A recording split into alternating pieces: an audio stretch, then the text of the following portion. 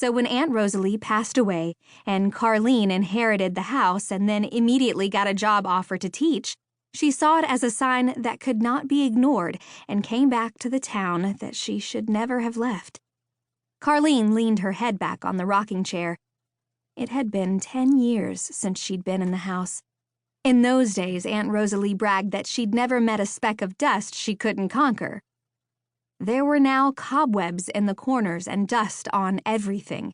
It would take days, possibly weeks, to get the house whipped into shape. That's tomorrow's work. Today's is getting Aunt Rosalie's stuff sorted through to make room for ours. Happy New Year to us. She raised her cup of tea and then set it on the table. Carlene drew her jacket closer around her chest and headed back out for the rest of the boxes. Thank you, Aunt Rosalie, for leaving me everything in your will. At least I have a place to live and don't have to pay rent. As she stepped off the porch, she heard tires on the gravel road. Since this house was the only one on a short dead-end road, she was pretty sure the visitor would be pulling into her driveway any second. She tucked her hair behind her ears and shivered. Shading her eyes against the bright winter sun, she watched a big black crew cab truck come to a stop right beside her minivan. Cowboy boots were the first thing that appeared when the door opened, and then a very familiar figure followed. Jace Dawson tipped back his hat and waved. In a few long strides, he was close enough that she caught a whiff of Stetson aftershave, a scent that still created a stir in her hormones every time she smelled it. Happy Texas had a population of less than 700, so it was a given that she'd run into Jace someday, probably sooner rather than later. But the first day she was there, before she could even get unpacked, meant that the gossip vines had not died in the past decade. Carlene, heard you were coming back to town. Here, let me help you get those into the house. He picked up all 3 of the remaining boxes and headed off toward the porch. So, you're going to be the new 5th grade teacher, Mama tells me. That's right.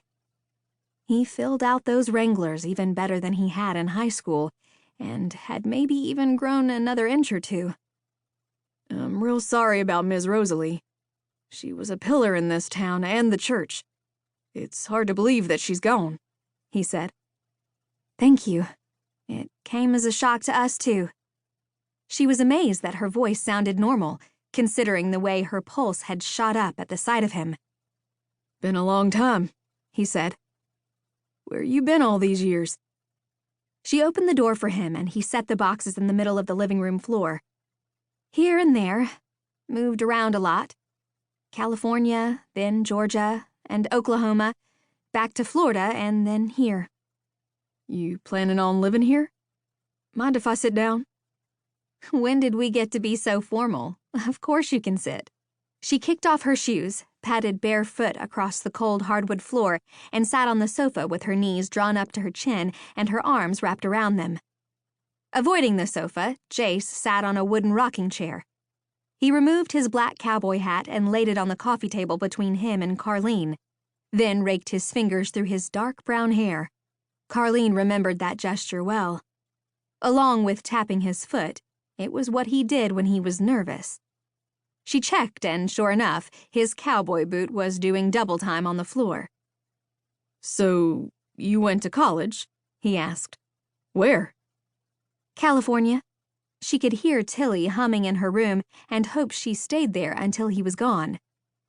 And you're coming from Florida, right? That's right, she said. Can I get you something to drink? I've got root beer and apple juice. Haven't been to the store. No, I'm good. His hand went toward his hair again. I missed you when you left. We were just kids, right out of high school, Jace. She let her eyes drift from his chin upward, determined not to look at his eyes, but she failed.